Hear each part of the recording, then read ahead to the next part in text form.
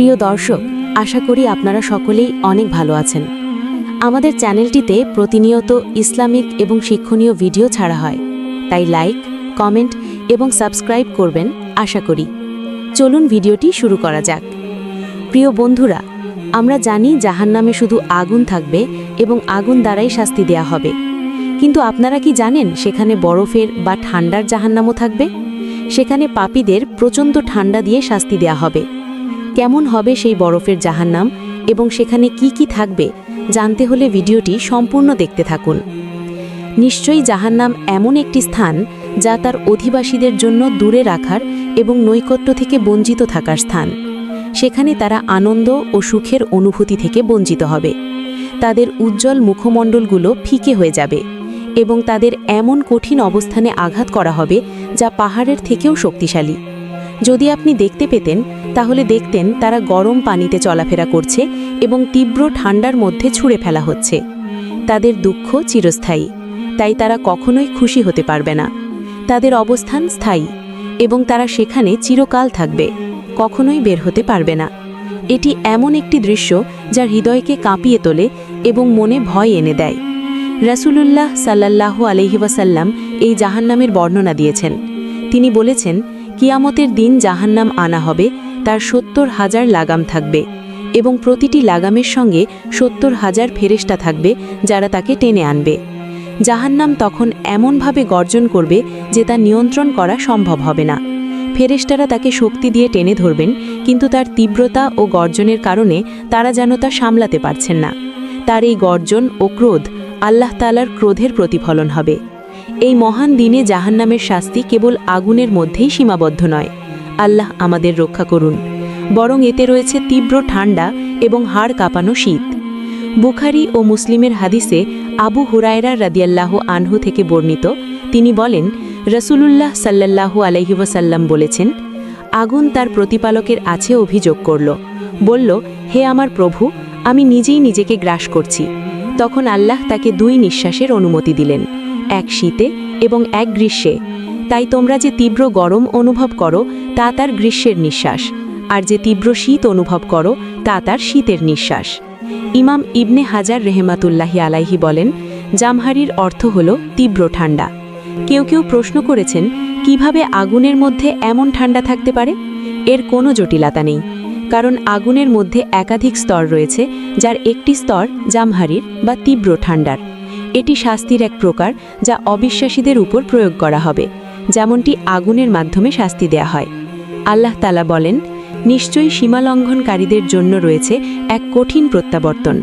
জাহান্নাম তাদের ঠিকানা, যা অত্যন্ত ভয়ানক আশ্রয়স্থল। তারা এর মধ্যে পান করবে ফুটন্ত পানি এবং পুঁজ, এবং এর পাশাপাশি থাকবে অন্যান্য বহু প্রকার শাস্তি। ইমাম ইবনে কাসির রহমাতুল্লাহি আলাইহি বলেন, হাসান বাসরি রহমাতুল্লাহি আলাইহি এর ব্যাখ্যায় বলেছেন, অন্যান্য শাস্তি বলতে বিভিন্ন প্রকারের শাস্তি বোঝানো হয়েছে। অন্যান্যরা বলেছেন, এর মধ্যে রয়েছে জামহারির বা তীব্র ঠান্ডা, তপ্ত বায়ু বা সামুম, ফুটন্ত পানি পান করা বা হামিম, জাক্কুম বৃক্ষ খাওয়া, উঁচু স্থানে ওঠা এবং নিচে নিক্ষিপ্ত হওয়া, এবং অন্যান্য বিভিন্ন ধরনের শাস্তি। তাদের কষ্ট এতটাই তীব্র যে তারা শীতলতা কামনা করবে। তখন তাদের উপর পাঠানো হবে জামহারির বা তীব্র ঠান্ডা, যা আগুনের তুলনায়ও অধিক কঠিন শাস্তি। ফলে তারা বাধ্য হয়ে আবার আগুনে ফিরে যাওয়ার ইচ্ছা প্রকাশ করবে। এটি একটি বাধ্যতামূলক বিকল্প। ইমাম ইবনে রাজাব রাহমাতুল্লাহ আলাইহি তার গ্রন্থে উল্লেখ করেছেন, ইবনে আব্বাস রাদিয়াল্লাহু তাআলা আনহু বলেছেন, জাহান্নামের অধিবাসীরা তীব্র গরম থেকে মুক্তি চেয়ে প্রার্থনা করবে। তখন তাদের উপর শীতল একটি বাতাস পাঠানো হবে, যার ঠান্ডা এত তীব্র হবে যে তাদের হাড় ভেঙে দেবে। তখন তারা আবার আগুনের তাপ কামনা করবে। রাসূলুল্লাহ সাল্লাল্লাহু আলাইহি ওয়াসাল্লাম বলেছেন, তোমাদের এই পৃথিবীর আগুন জাহান্নামের আগুনের ৭০ ভাগের 1 ভাগ। এটি অত্যন্ত প্রখর তাপযুক্ত। রাসূলুল্লাহ সাল্লাল্লাহু আলাইহি ওয়াসাল্লাম আরও বলেছেন, তোমরা যে তীব্র শীত অনুভব করো সেটি জাহান্নামের জামহারির থেকে আসে। জাহান্নাম কালো রাতের অন্ধকারের মতো কালো। এতে রয়েছে বিভিন্ন স্তর। নিঃসন্দেহে আল্লাহ তাআলার অসীম ক্ষমতার ফলে জাহান্নামে এমন বিভিন্ন প্রকারের শাস্তি সৃষ্টি করা হয়েছে যা একমাত্র গায়েবের উপর বিশ্বাস স্থাপনকারী মুমিনরাই গ্রহণ করে। জাহান্নামে রয়েছে চরম তাপ এবং একই সঙ্গে রয়েছে তীব্র শীত। জাহান্নামে রয়েছে বিষাক্ত পোকামাকড় এবং অন্যান্য ক্ষতিকর কীটপতঙ্গ। তাছাড়া সেখানে একটি গাছও রয়েছে যার নাম জাক্কুম, যা আল্লাহ তাআলা অবিশ্বাসীদের জন্য একটি পরীক্ষায় পরিণত করেছেন। আল্লাহ তাআলা বলেন, জাক্কুম গাছের ফল পাপীদের খাদ্য, যা গলানোর মতো ফুটে যায় তাদের অন্তরে, ঠিক যেমন ফুটন্ত পানি গরম হয়। আল্লাহ তাআলা আরও বলেন, এটি এমন একটি গাছ যা জাহান্নামের গভীরতর অংশ থেকে বের হয়ে আসে। সূরা আস-সাফফাত ৬৪। প্রিয় বন্ধুরা, এর থেকে বাঁচার উপায় কি? হাদিসে বর্ণিত হয়েছে, আবু সাঈদ খুদরি রাদিয়াল্লাহু আনহু থেকে বর্ণিত, রাসূলুল্লাহ সাল্লাল্লাহু আলাইহি ওয়াসাল্লাম বলেন, কোনো মুমিন যদি অন্য কোনো মুমিনের ক্ষুধায় অন্ন যোগায়, তাহলে কিয়ামতের দিন আল্লাহ তাকে জান্নাতের ফল আহার করা দেন। কোনো মুমিন যদি অন্য কোনো মুমিনের পিপাসায় পানি পান করায়, তাহলে কিয়ামতের দিন আল্লাহ তাআলা সিল করা জান্নাতি পানীয় পান করাবেন। কোনো মুমিন যদি অন্য কোনো বস্ত্রহীন মুমিনকে বস্ত্র পরিধান করায়, তাহলে আল্লাহ তাআলা তাকে জান্নাতের সবুজ বস্ত্র পরিধান করাবেন। তিরমিজি, হাদিস নং 2445।